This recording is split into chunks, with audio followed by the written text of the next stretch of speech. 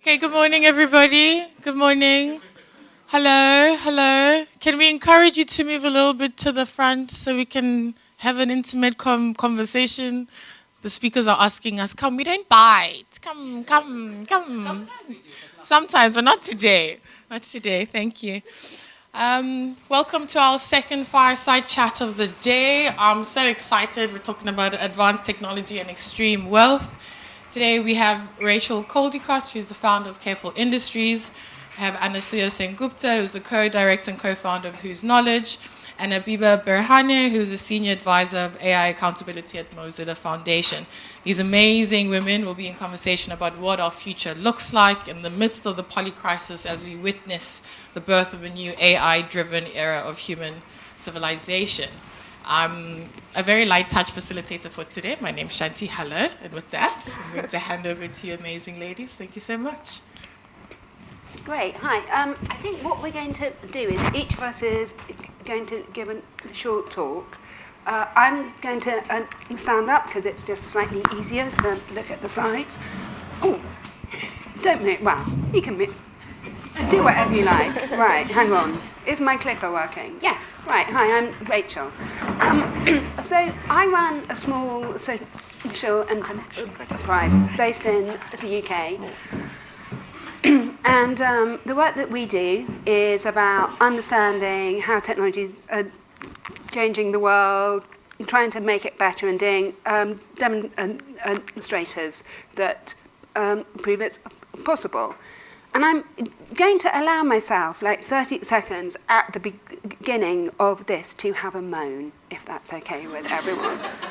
So like our mission is making AI work for 8 billion people, not 8 billionaires. And one of the things that happens is that because there is such a huge amount of money moving around in tech, and like we make slides that look nice, people think we've got loads of money. We do not. I have had 2 major funders this year pull out of our work because they are not interested in tech, because they believe that the market is looking after it, right? And I think what we're here to talk about is if we leave it to the market, we are screwed, right? And so I suppose, and I'm here as a person who is like working extremely hard to get to better outcomes with, frankly, no support. So I suppose that's the context. And I guess, right, I go to lots of things where what everyone gets excited about is moving fast and breaking things, about progress at any cost. And that is a problem, and we need alternatives to that. Which way am I facing? Yeah. And I think if we particularly think about AI, right, which, depending on who you're talking to today, it might save us all, kill us all, who knows, a mixture of the two. The thing it really does, right, is it's a tool. And I think Abeba will talk more about the range of AI and the things it does. But, all that it really is something that helps people do more, right? So on the one hand, it can help us intensify to do things faster. If you're working in logistics, if you're sending emails, if you're looking at routes, it can look ahead and work things out procedurally. If you're working in diagnostic medicine, we will hear, and I think we will hear in the next week in the UK from every political party, that AI will change healthcare. However, the other thing we're intensifying for is making these people richer, which is not very helpful. So if what we're thinking about is how can we move to a just and equitable society, that wealth needs to be distributed to all of us. It's also like a major area of extraction in terms of the materials that we have on Earth, right? So, on the one hand, phones are made of conflict minerals. If we see Apple this week has announced, a new kind of a phone that is encouraging everyone to get a new thing, right? And if we think of what we have in our pockets, that's like a tiny part of it. There are, the data centers that are powering all of this use an extraordinary amount of water and energy. The other thing that's happening with AI is it is kind of making the sort of the surveillance and injustice that we experience, maybe people in this room don't always experience, but that many of us experience on a daily basis, more intense. In the neighbourhood I live in South London, we now have these vans rolled out that analyse people's faces as they walk past. If you're on a watch list, you're arrested immediately. There are a number of issues with that I don't have time to go into. We're in this weird world where the royal family, who are maybe one of them, is difficult the phrase, more trusted, I don't know, institutions are not able to manage information in ways that everyone can understand. Right. How we behave, how we interact, how we understand things are changing. And basically, the other thing, fundamentally, AI is a racist technology, right? And it's built on many layers of discriminatory data and assumptions. So, I think I'm nearly done. I think it's really important to not only understand that it won't save a broken system, it is a miracle, that actually what we need to do, and why I'm excited to be here with these amazing people today, is invest in alternatives and make other things happen, and that we can't only make AI work for 8 billionaires, not 8 billion people, because that would be amazing, obviously. Right, on which I will hand over to Abeba.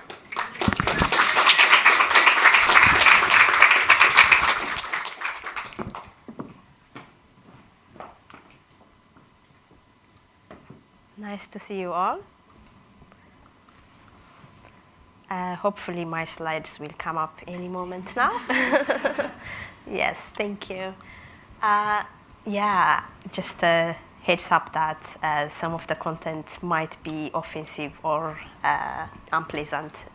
Unfortunately, this happens when you are working with large-scale datasets that are used for training AI. There's a lot of horrible stuff in those datasets. So we hear a lot about AI is going to do this, AI is going to revolutionize this and that, AI is going to, change this. We also hear outrageous stuff like it might become conscious or it might lead to human extinction. Those kind of completely sci-fi hypothetical scenarios where there is no scientific evidence or engineering principles to back those kind of hypotheticals. So just to be clear, AI in its basic form is a system that uncovers patterns from a massive amounts of data through optimization process.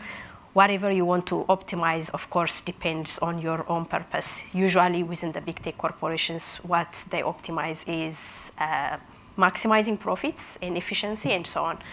And just to give you a concrete example, for example, Amazon had hiring algorithm. I think this was back in 2007 or 2017 or 18, where they developed this algorithm to help them decide who might be the next, the best hire.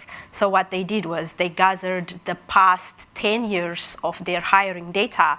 So they had all the data of whom they have hired over the past 10 years. And from that, they built this system that will identify these patterns and these attributes and best characters that will then decide, who should be hired. And then a whistleblower came out, and then it was found to be racist and sexist. It was excluding women's CVs, even if it contained, simple words like women. So just to give you, this is how this is the basics of AI. It really is,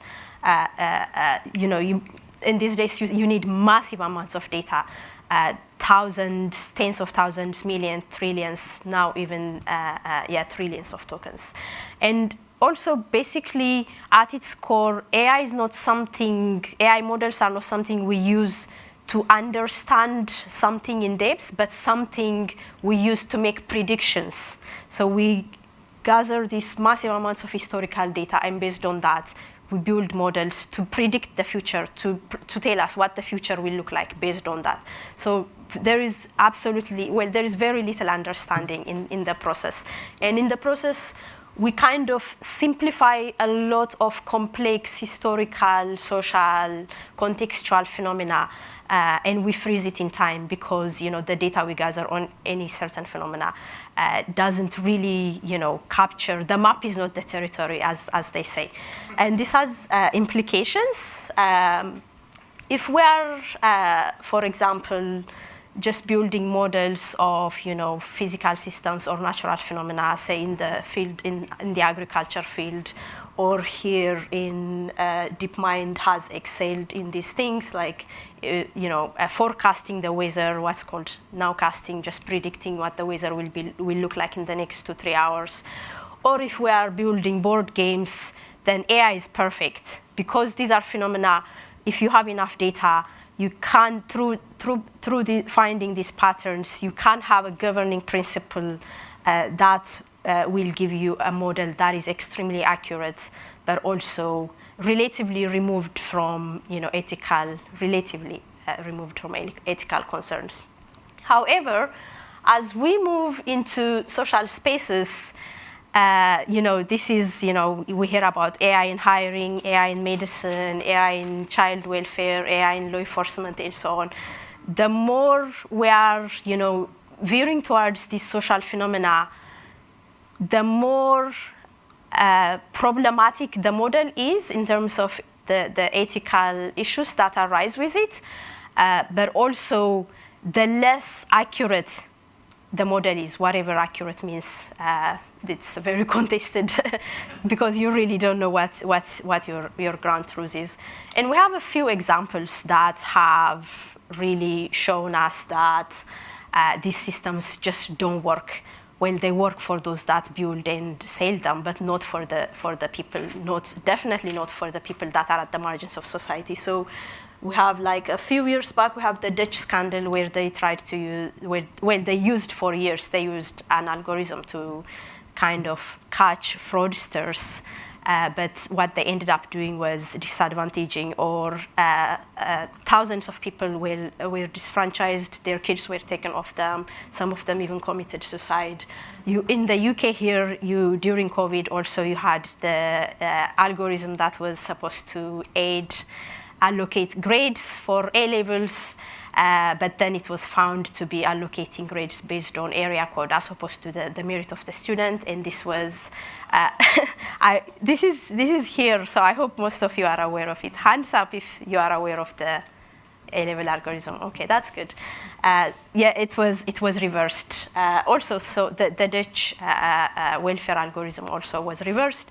Also in the US, you have the rise of facial recognition for law enforcement so far, and these systems are extremely errorful, especially when it comes to detecting, identifying, and classifying people with dark skin tones.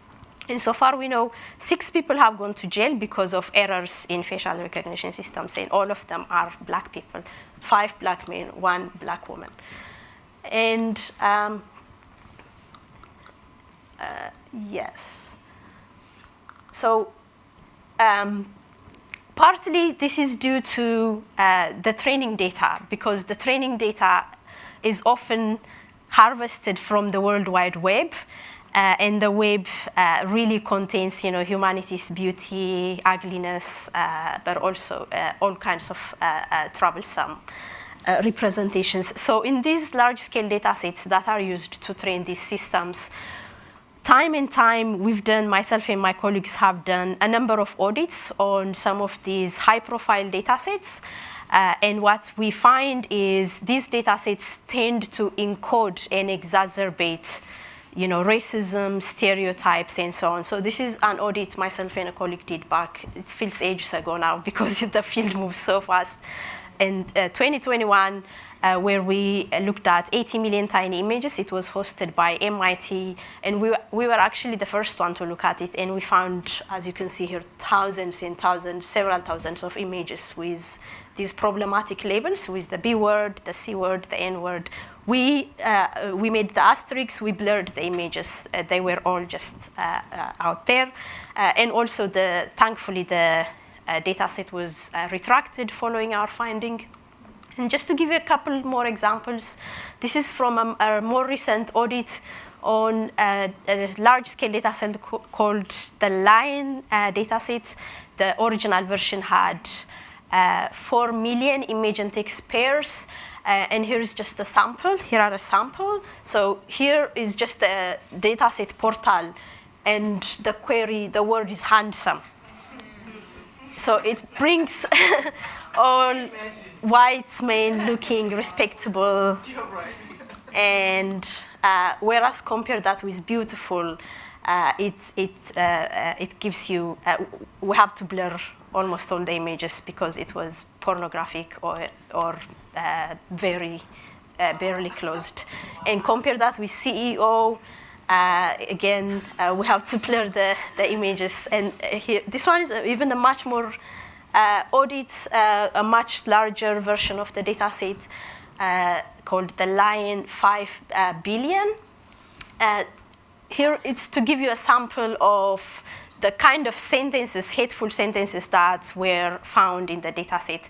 And of course, there's hundreds of thousands of these. What we were measuring in this experiment was, within the AI field, you have this idea, this notion that scale beats noise.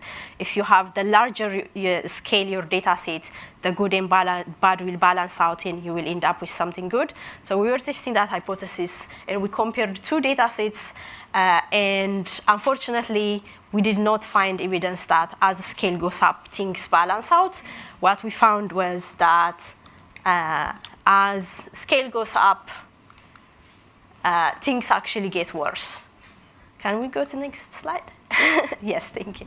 So we looked at hateful content, targeted and aggressive.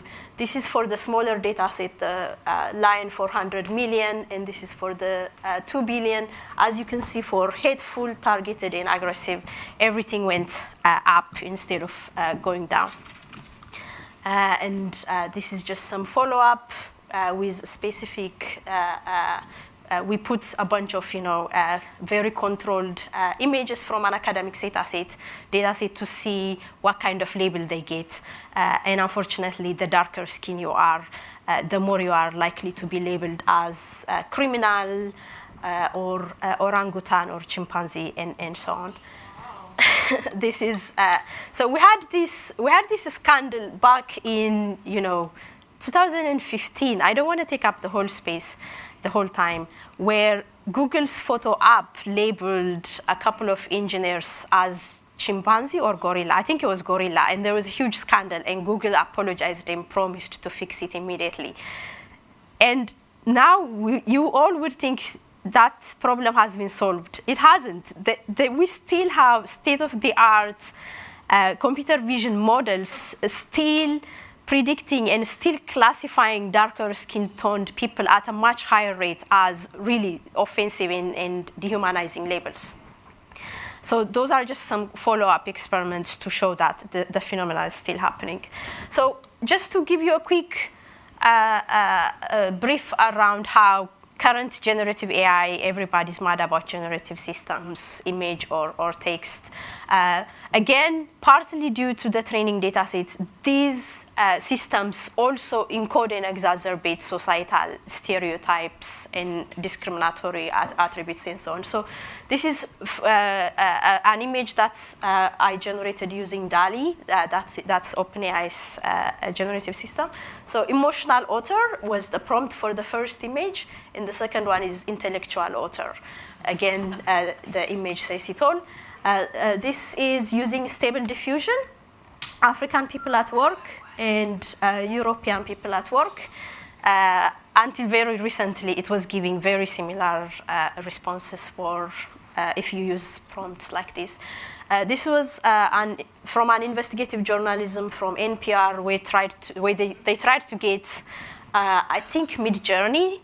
They tried to get it to generate an image of a black doctor treating white children, and this is the best image it could produce. It just refused to produce these images.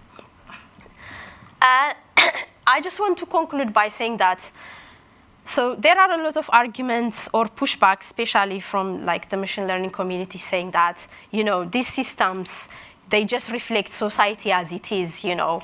It's just, what can you do about it? If more black people are criminal, then, you know. But in fact, that's not true. In fact, you know, a robust body of research shows that, especially in the US, there has been plenty of research using census data and so on that show that black people do not commit more crime than you know, other races. And this is from the Washington Post, where, again, I think this was using stable diffusion, where the prompt is a portrait of a person at social services. And all the images were images of, you know, black and brown people. But according to the census data, the reality is far from it. It's not mostly black and brown people that are, you know, social service welfare recipients. According to the 2020 census, 63% of food stamp recipients were white, and only 27 were black. So when generative systems and AI in general encode and exacerbate these problematic characteristics, it really is not ground truth. It just is, you know, incorrect. And I think, so I'm very wary of, I'm taking up all the time. So this is just to support what Rachel has been saying, how big tech really is controlling and influencing the direction of not only research in AI, but also the direction of regulation, the direction of policy, and so on. So just to give you a quick briefing here, we looked at the most influential machine learning papers from 2008, 2009 versus 2018, 2019. And 10 years ago, only 11% of those most influential papers were either authored by big tech corporation authors or people with funding from big tech corporation.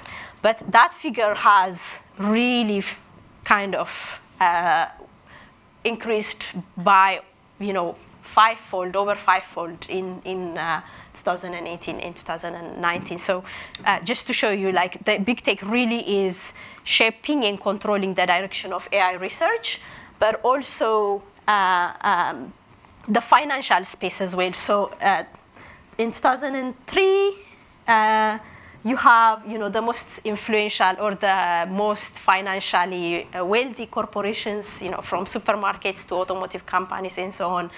But 10 years later, it's all big tech.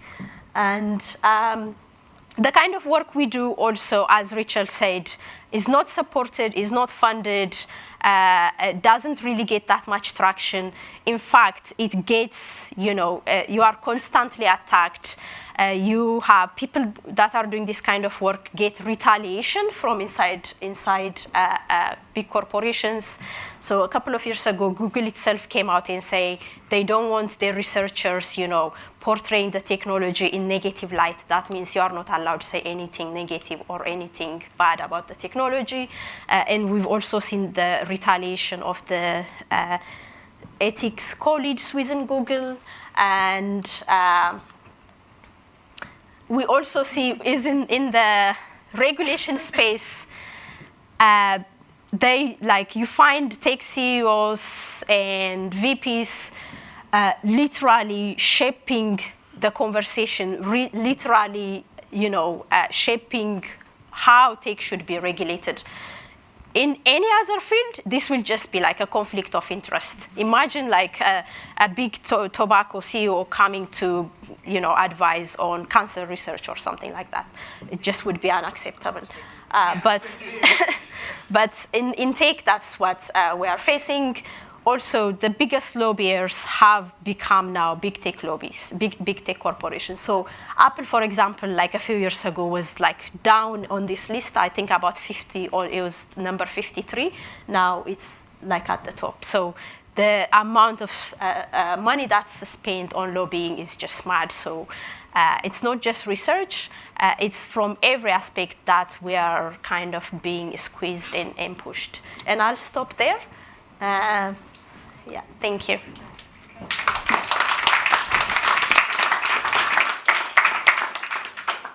So I'm going to try and do this relatively quickly because Rachel and Abeba just set me up beautifully.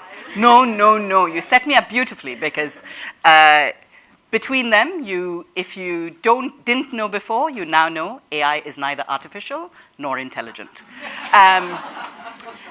And at the heart of it is immense wealth, immense power, immense control of all of our lives. So for those of you who think tech doesn't matter, it affects every part of our lives, including the lives we don't think are being surveilled. So I want to just move us with a little bit of continued critique, but towards what does liberatory tech look like? What does liberation mean as a way of thinking and expanding the notion of wealth, where wealth is truly about the abundance of us in solidarities, in political economies of solidarity, in emotional economies of solidarity. It takes a lot of emotional labor for all of us doing this work. We are, all three of us, very tired. Our communities are immensely tired. I'm standing here because I'm worried about falling off that while I'm sort of nattering on and feeling tired. So I just want to say that really honestly, that this is hard work. It's hard emotional and intellectual work, and it is particularly hard for all of our communities whose bodies are not single-issue experiences, like Audre Lorde would say. And all of this affects all of us. So what do we think of liberation as wealth and well-being? Okay, I don't know where I'm supposed to point, so there we are, point there. I also want to point out, as Rachel and Abeba have done so beautifully, that tech is not the great disruptor. It comes, I'm normally not one for linearity, but this is a linear progression from colonialism to colonial capitalism to tech capital. And we need to know this really, really, really well. So when we think about wealth, this is not coming out of, it's old forms in new bottles and new ways of building off old wealth. Colonialism gave us capitalism. Capitalism could not exist without our bodies, our territories, our peoples being violently abused and extracted from in every possible way.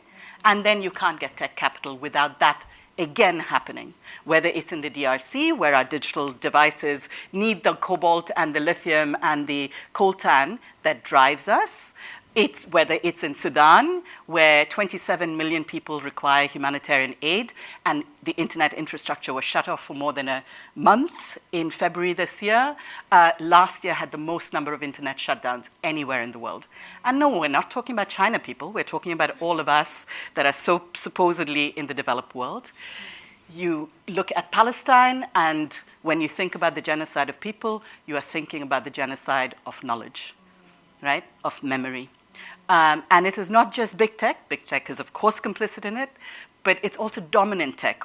One of the phrases we use to think about tech that is more regionally based. So for instance, I come from India, and India's tech sector, in collusion with its governments, as in all of these cases, has created the largest biometric surveillance system in what is called Aadhaar, right?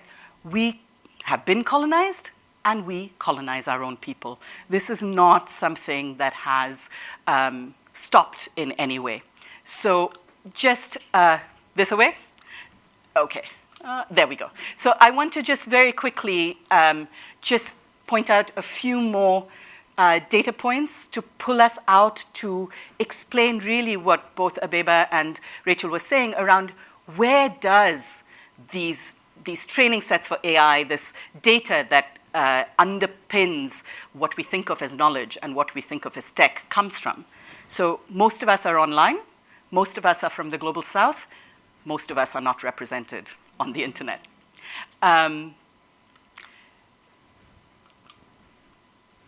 If you look at tech and leadership, most of us are not in tech in forms of leadership. At the last in-person IETF meeting, which is the Internet Engineering Task Force, which does protocols and standards, only 6 attendees were from Africa out of over 1,000. Only 27 in ICANN, which assigns names and numbers, only 27% were women. Only 6% of technical workers at Apple are black. Even fewer at Facebook and Google. Wealth, as Abeba just pointed out so beautifully, it's hegemony. It's enormous, enormous monopolization, or actually oligopolies. Oh, that word. My English brain is shutting down already. Oh my God.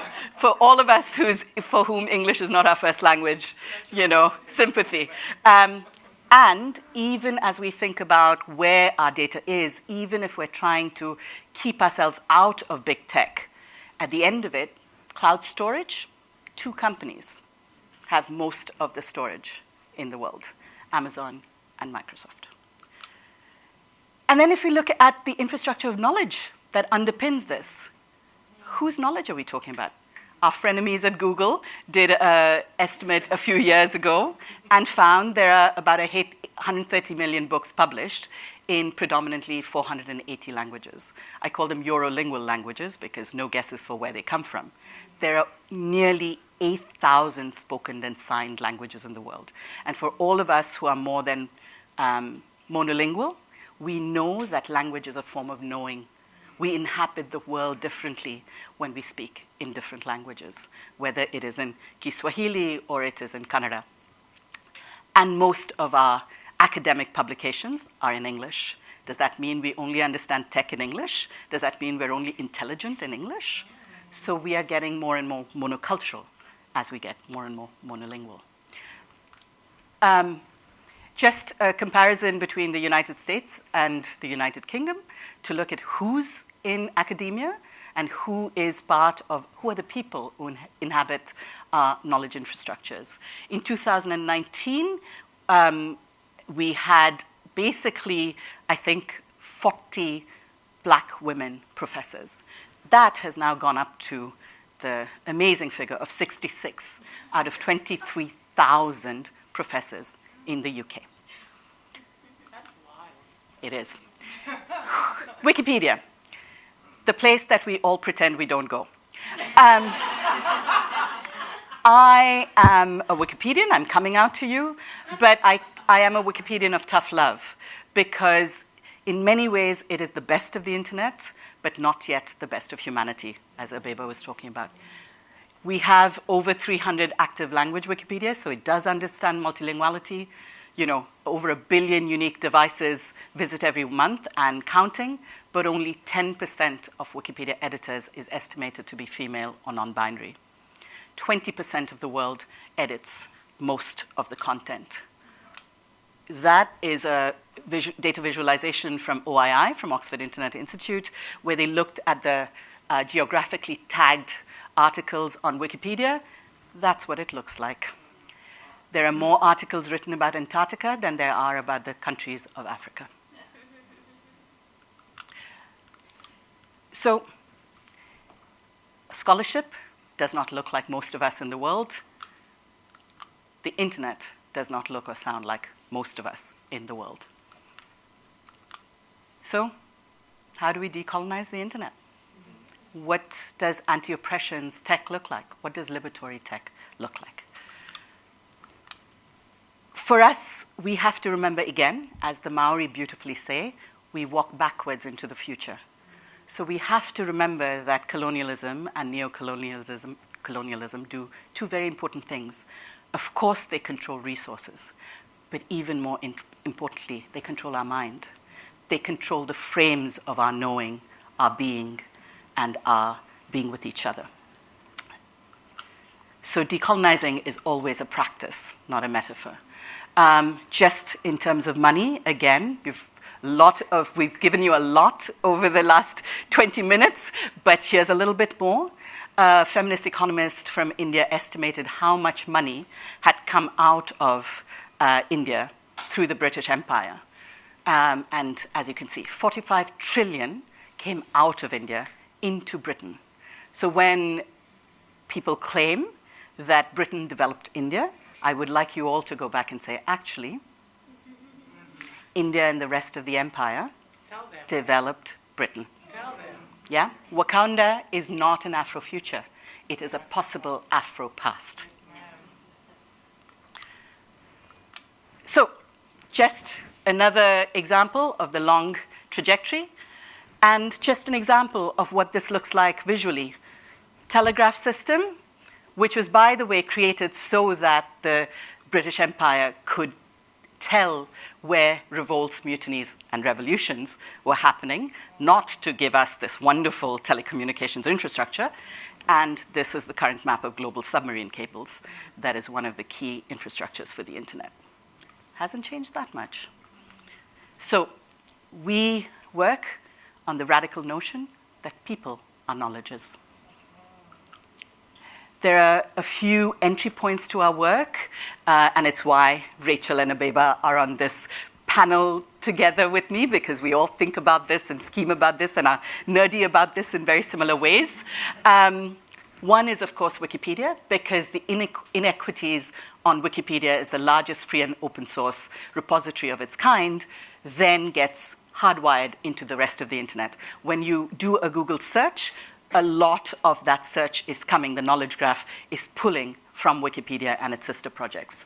Languages and tools. We are a multimodal, multilingual world, and we are so monolingual in some ways in terms of public knowledge on the internet. Not in terms of our songs, our videos, our voices, but very much in terms of text. Oral and visual archives. If we were to bring our memories, our knowledges online, how can we do it on our terms? And then, where are the Abebas in all the many places that we need to clone her in feminist infrastructure? Where are the Timnit Gebrus in feminist governance, in internet governance spaces, so that we can actually change some of the socio-technical protocols of the internet, including in AI and training systems, but across the continuum of tech.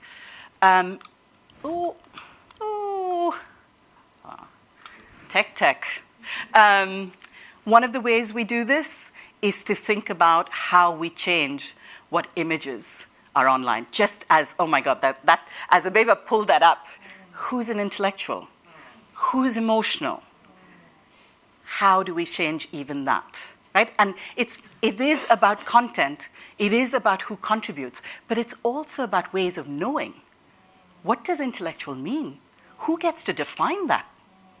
Right? What does expertise mean? Who gets to define that? So we do a campaign called Visible Wiki Women every year, which is to bring the faces and the images of mostly Black and minoritized communities of women and non-binary folks onto Wikipedia and its sister projects.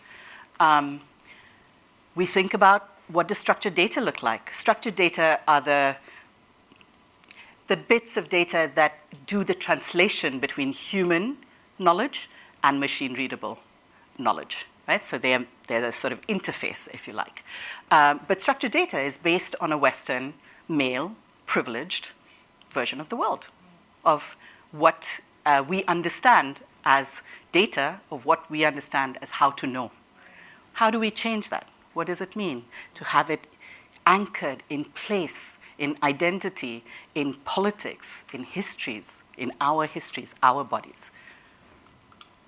I'll see if this works. We did a research project called The State of the Internet's Languages, looking at language and how we want to make the internet more multilingual and multimodal. So I wanted to bring some of those voices that are not in this room into this room. Let's see if this works. Is it going to work? Does the video work? Maybe not. Okay. I guess not. I guess if you're not using the Google presentation, you can find it on our website and at internetslanguages.org. But I want to just end with where Rachel and Abeba ended as well, which is to recognize the interconnectedness of this work and the interconnectedness of what I'm calling wealth as liberation. None of us is free if all of us are not free, as Fannie Lou Hamer said. So when you are thinking about the ways that you resource and support different communities doing different kinds of work, remember that their lives are governed in multiple ways through multiple systems of power and control, and none of us is free unless we can be free together. Thank you.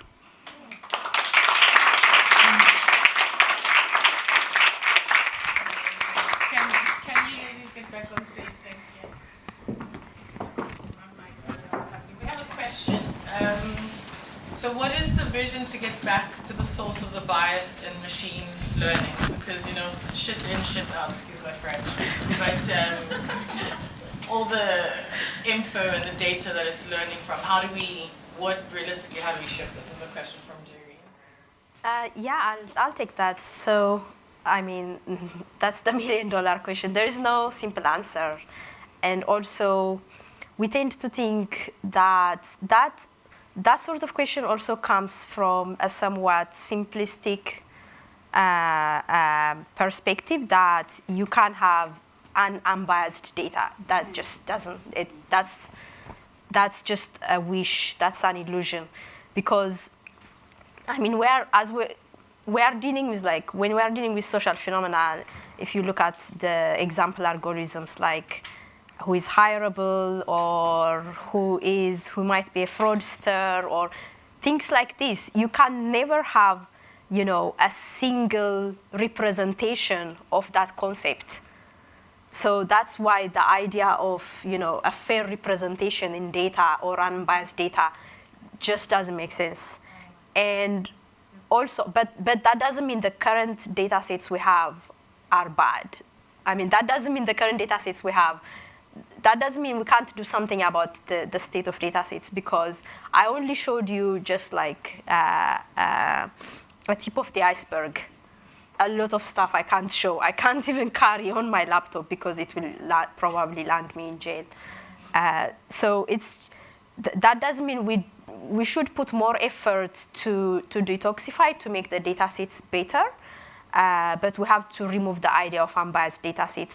Also, we have to remember, even with high quality, good data, if the objective is not, to actually help people, you could end up building a really good, accurate AI that can put people in prison, that can, disfranchise people. So it's not entirely also just about data. It's about also what are you doing with your tool.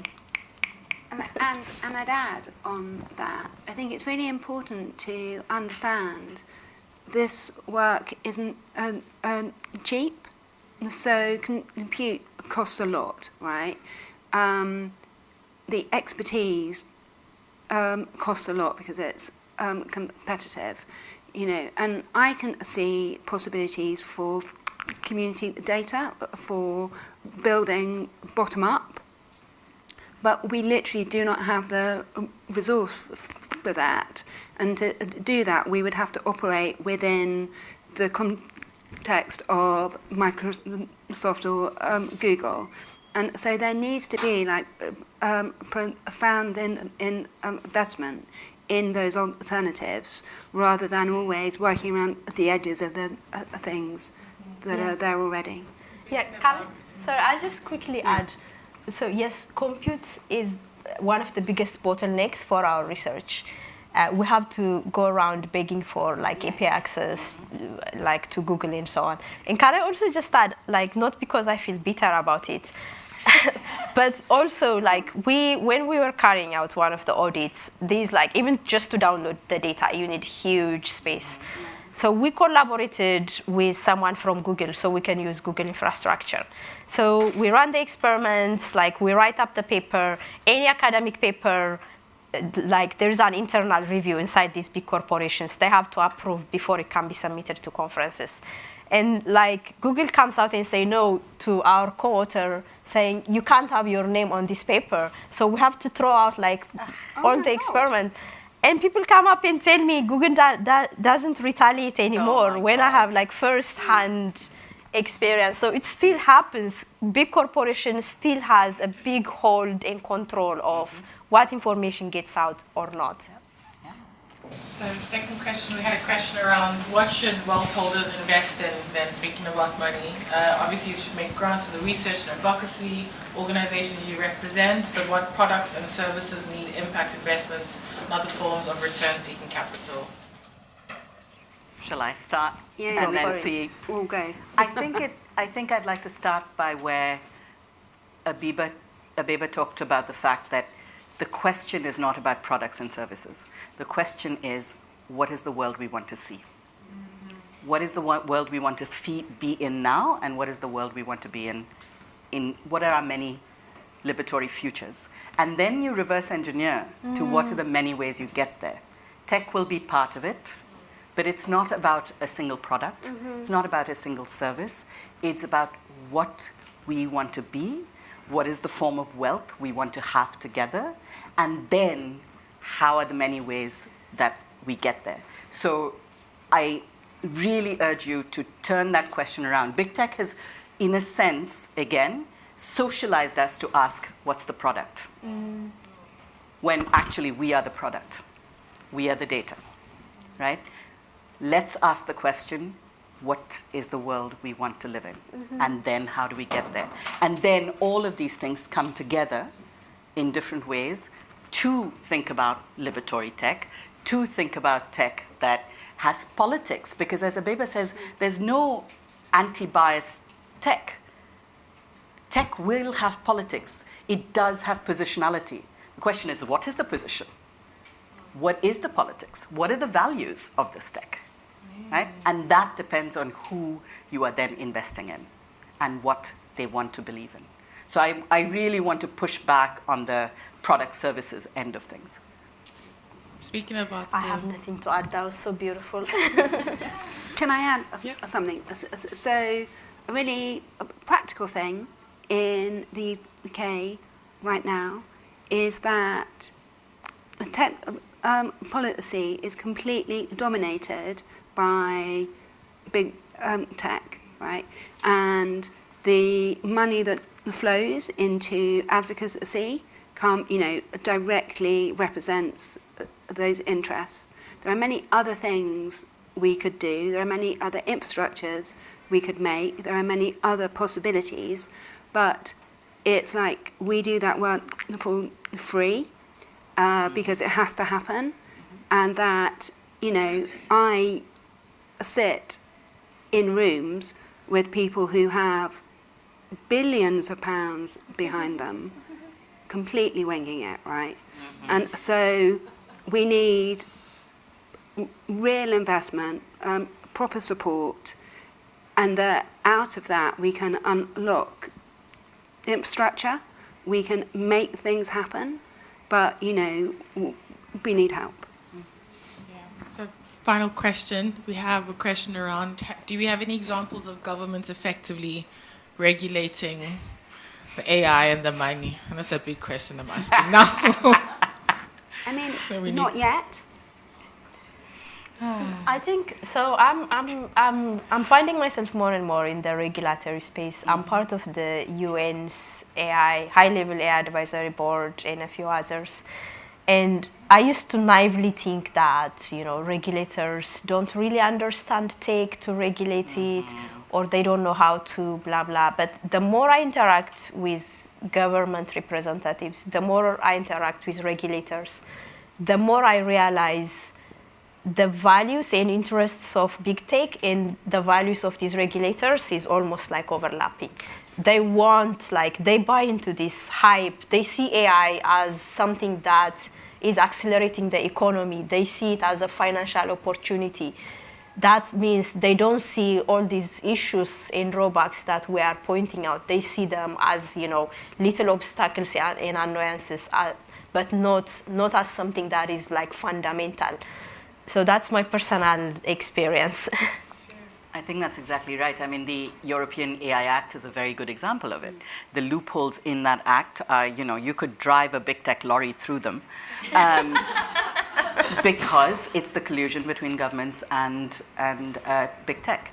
And the kind of work that the act supposedly asks tech companies to offer, the kind of hurdles they're supposed to go through, are the hurdles that essentially big tech can do like that with the large legal teams that they have. And smaller tech companies, to the point of those of us who are doing tech that is alternative, that is liberatory, that is feminist, that those of us who are doing that work cannot jump those loops, cannot jump the hurdles. Oh, I'm mixing my metaphors as well. We can't jump those hurdles. And so that's an example.